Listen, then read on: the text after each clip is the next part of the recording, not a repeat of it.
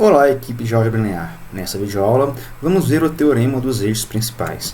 Vamos nessa?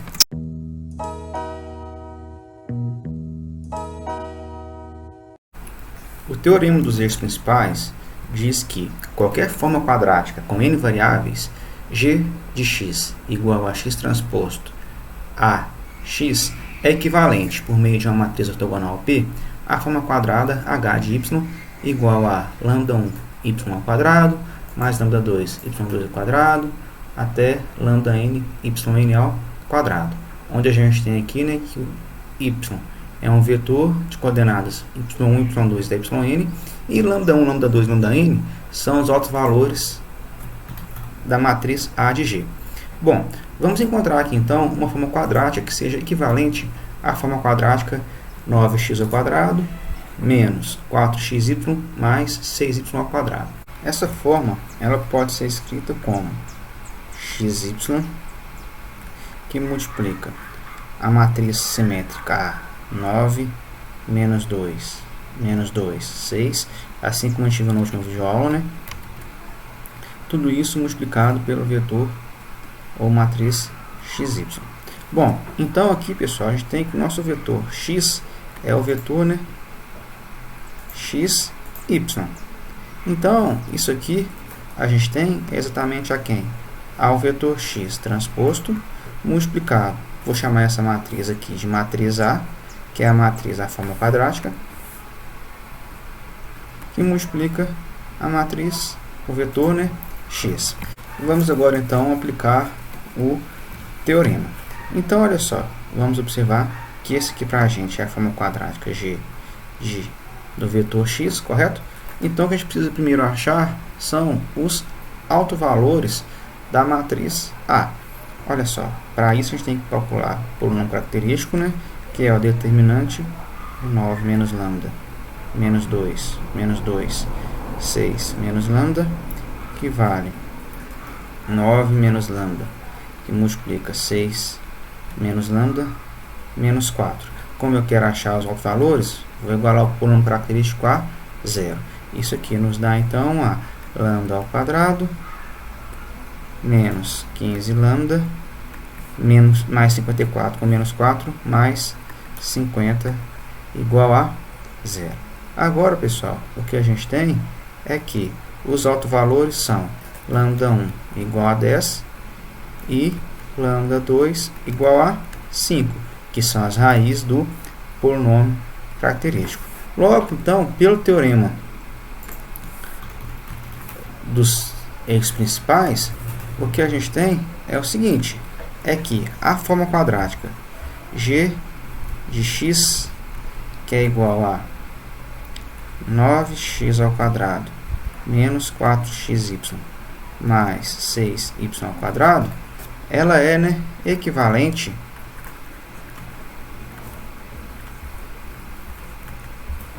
à forma, né, vou só reduzir aqui um pouquinho, né, ela vai ser equivalente à forma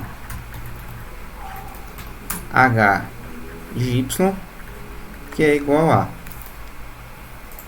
10, vou chamar aqui de x1 ao quadrado, mais 5y1 ao quadrado. Eu chamei de x1 e de y1 porque esses valores aqui não são, né, de x e y não são os mesmos que anterior. Então, pessoal, a gente acabou então de encontrar então uma forma quadrática, né, equivalente à forma quadrática dada. Observe que é mais simples, olha. Aqui a gente tem um produto x e aqui não aparece mais.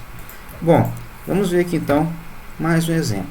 Encontrar uma forma quadrática que seja equivalente, né, a essa forma quadrática dada. Vou chamar essa forma aqui, né, de g de x, onde nosso x aqui agora é o vetor, né, x, y, z. Bom, então agora vamos reescrever então, né, a nossa forma quadrática. Isso aqui a gente tem que g de x é igual a x, y, z, que multiplica, né, a matriz simétrica. Vamos lá, 1 aqui, 1 aqui, 1 aqui, correto? Que estão os termos que estão ao quadrado. Depois yz, linha 2, coluna 3. linha 2, coluna 3 eu coloco 1, e na linha 3, coluna 2 eu também coloco 1. O restante vai ser tudo 0. Pronto, que multiplica agora, né, x, y, z. Dessa maneira, se aqui a gente tem uma matriz A, logo, né, o que a gente tem aqui então é que g de x é igual a x transposto, que multiplica, né, a matriz A, que multiplica a matriz x. Bom, vamos agora então aplicar, né, o teorema dos eixos principais, achando agora os autovalores, que é igualando, né, P de lambda igual a 0. P de lambda é igual ao determinante de A menos lambda, ou seja, 1 menos lambda, 0, 0. Depois, 0, 1, 1 e 0, 1, 1. Que esse determinante, né, menos lambda, que é igual a 1 menos lambda ao cubo. Depois aqui dá 0, 0 novamente, 0, e por último, menos 1 menos lambda. Colocando 1 menos lambda em evidência, vamos ter aqui então 1 menos lambda, que multiplica 1 menos lambda ao quadrado, menos 1. Opa, isso está certo.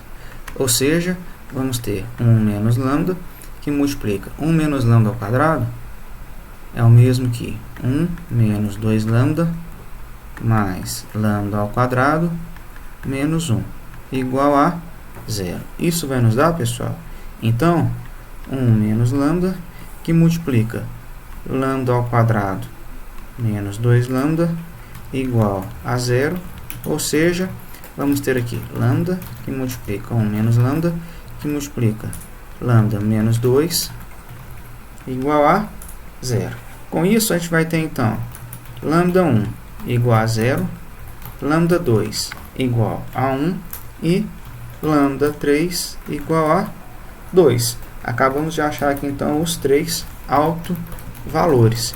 Isso nos dá, então, pessoal, que, portanto, né, a gente tem que a forma quadrática g de x, ela é equivalente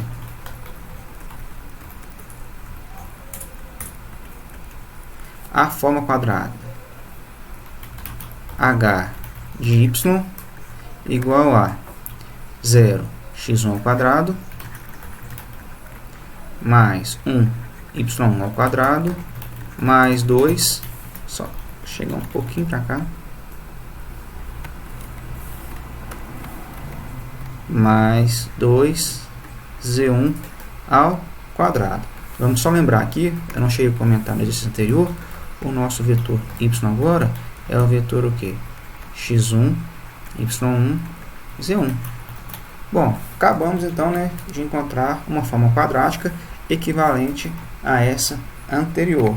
Vamos para o nosso terceiro e último exemplo do teorema de eixos principais.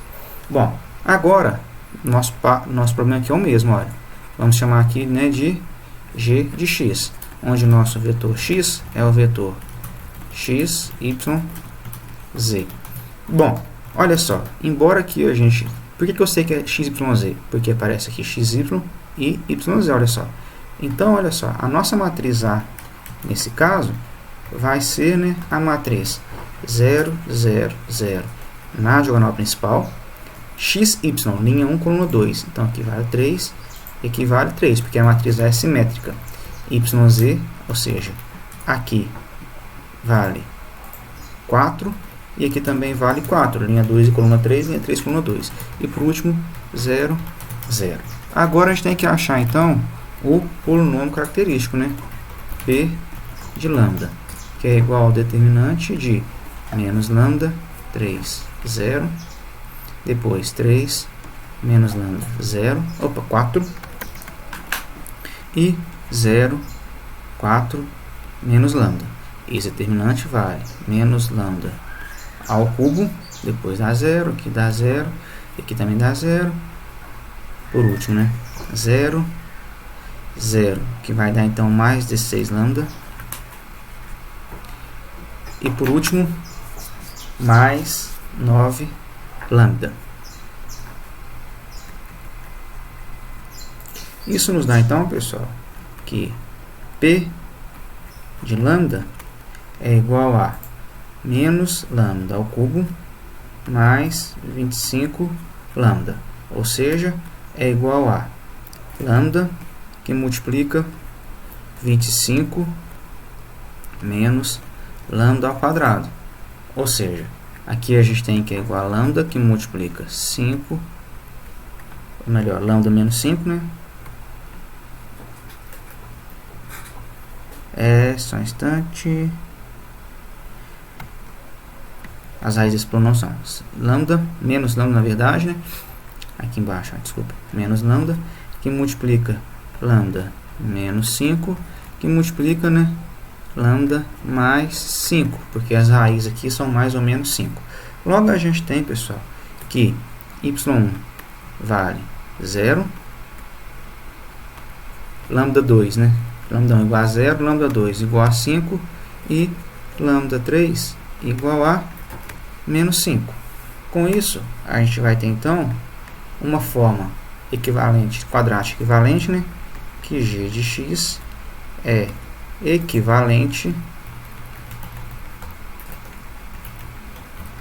a h de y, que é igual a 0, vou chamar aqui de x1 ao quadrado, mais 5y1 ao quadrado, menos 5z1 ao quadrado.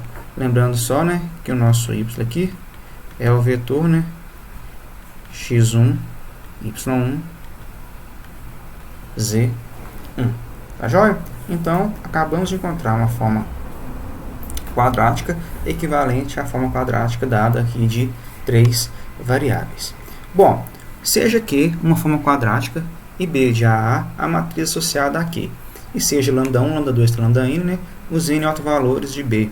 Então, se todos os autovalores forem estritamente positivos, a forma quadrática aqui é chamada de definida positiva.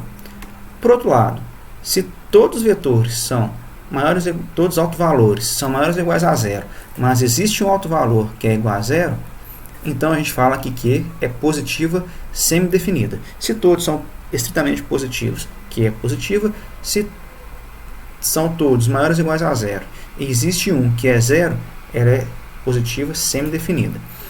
Analogamente, se todas são negativos, a gente fala que Q é negativo, se todos os autovalores forem negativos.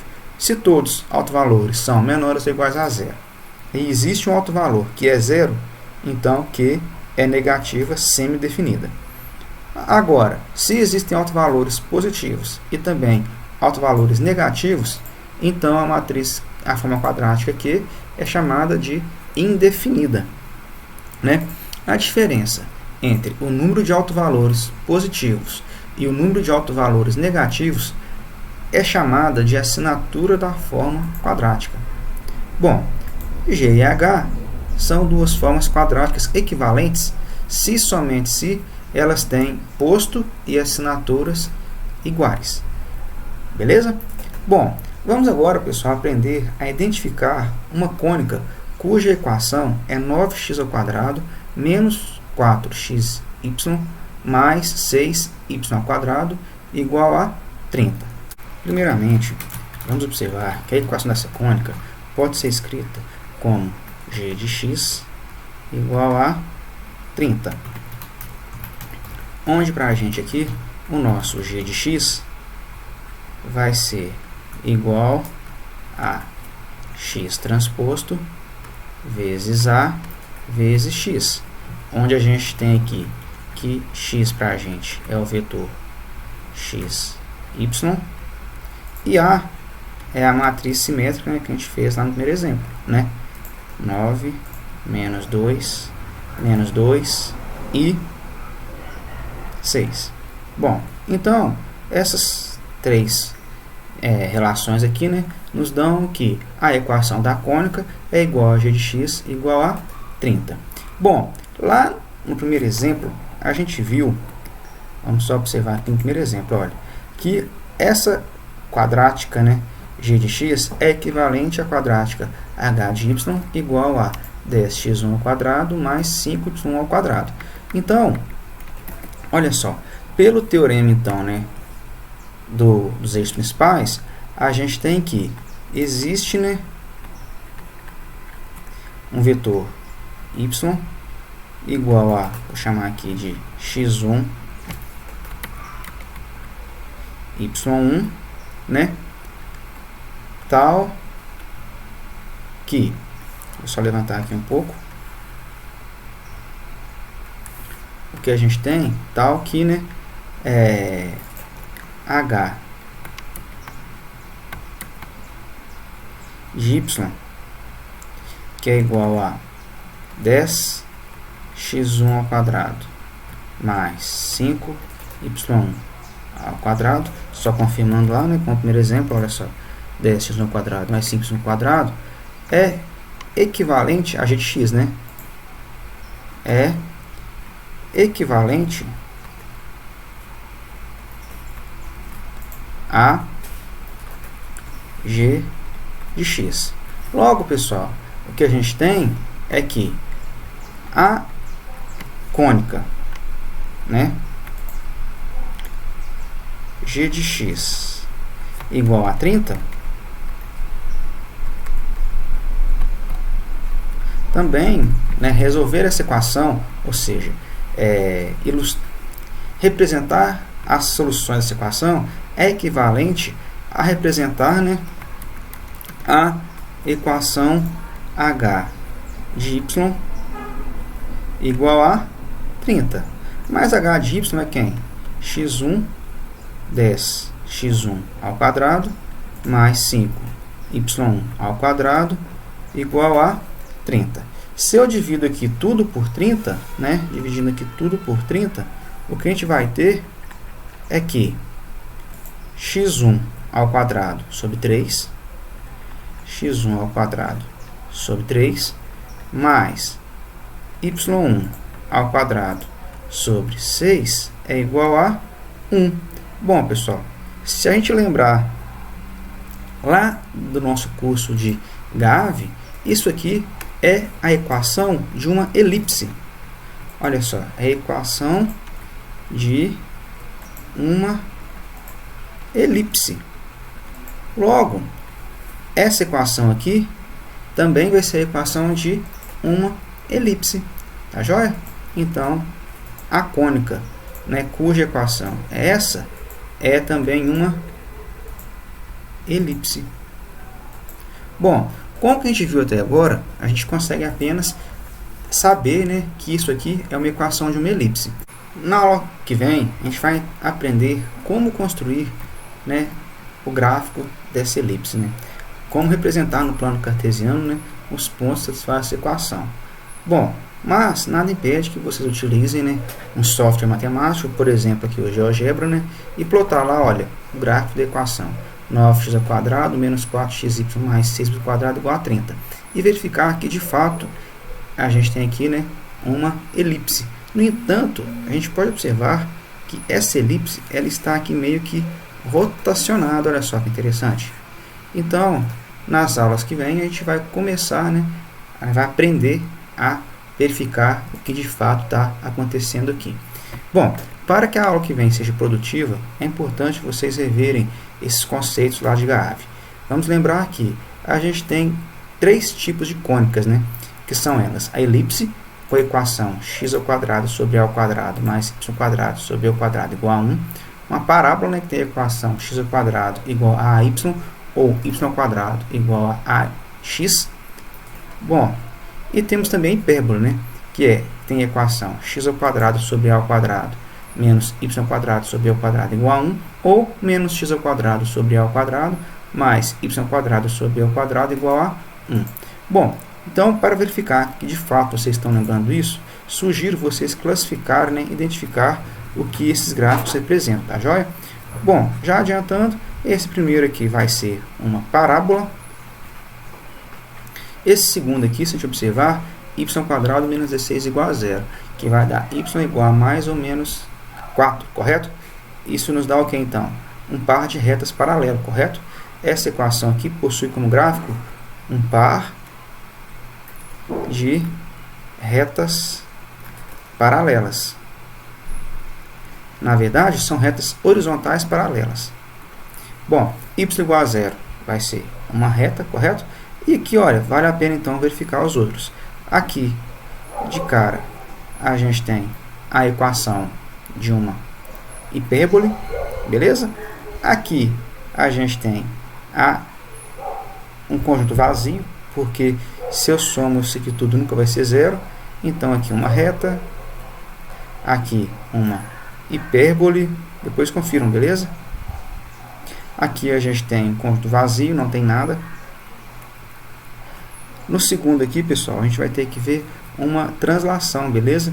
Então, eu faço para verificar. Aqui a gente tem uma translação, outra translação, aqui também temos translação. Sempre que aparece o termo dependente aqui, apenas o y, uma translação. E, por último aqui, né, a gente tem, né, a elipse rotacionada que a gente acabou de construir. Mas, brinquem um pouco com isso em casa e verifiquem que se vocês estão de fato dominando isso. Um outro conceito que a gente vai precisar na próxima aula é o conceito de rotação. Bom, primeiro, como chegar numa matriz de rotação? O que eu quero saber, pessoal? Vamos pensar que a gente tem aqui, né, o vetor xy. Então, temos aqui o vetor xy. Então, significa que em x a medida é x e na vertical a medida é y. Se eu utilizo aqui coordenadas polares, a gente vai ter que x é r cosseno de alfa, onde alfa é esse ângulo aqui, correto? Entre esse segmento e o eixo horizontal. E y é igual a r seno de alfa. Bom, mas se eu quero saber as coordenadas desse vetor P' obtido de P por uma rotação de beta. Bom, quando eu faço isso, as coordenadas passarão a ser r cosseno de alfa mais beta, porque agora eu tenho todo esse vetor aqui, esse ângulo aqui, correto? Olha. R cosseno de alfa mais beta e r seno de alfa mais beta. Se a gente utiliza seno da soma e cosseno da soma, o que a gente vai ter é que x' vai ser igual a r cosseno de alfa cosseno de beta menos r seno de alfa seno de beta. Y' vai ser quem? R cosseno de alfa seno de beta mais R cosseno de alfa seno de beta. Acontece que R cosseno de alfa é x. E aparece aqui o x, olha só. A mesma coisa acontecendo com R seno de alfa. R seno de alfa é y.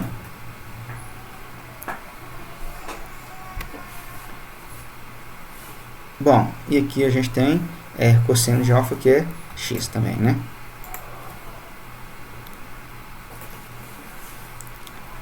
Bom, agora, pessoal, o que a gente tem? Que x' vai ser quem? X cosseno de beta menos y seno de beta. E y' vai ser quem? X seno de beta mais y. Na verdade, aqui, pessoal, é cosseno de alfa seno de beta. E aqui, de novo, tá errado. É seno de alfa cosseno de beta, só corrigindo, beleza? Aqui é seno de alfa cosseno de beta. Então, aqui vai aparecer, na verdade, é y. Então, vamos ter o que? X seno de beta mais y cosseno de beta. Escrevendo na forma matricial, o que a gente vai ter aqui? X' é igual a quem? Cosseno de beta vezes x menos seno de beta vezes y. E y' vai ser quem? Essa linha por essa coluna, ou seja, x seno de beta mais y cosseno de beta. Essa matriz aqui é chamada de matriz de rotação para um ângulo beta, correto? Sempre, qualquer ponto que eu pegar que tiver coordenadas x, y, quando rotacionar esse ponto, esse vetor, na verdade, né, para um ângulo beta, vai ter coordenadas dessa característica, né? X cosseno de beta menos y seno de beta. Verifiquem, então, esses conhecimentos, pessoal, para a gente aprender, então, a construir um gráfico, né, de cônicas na próxima videoaula.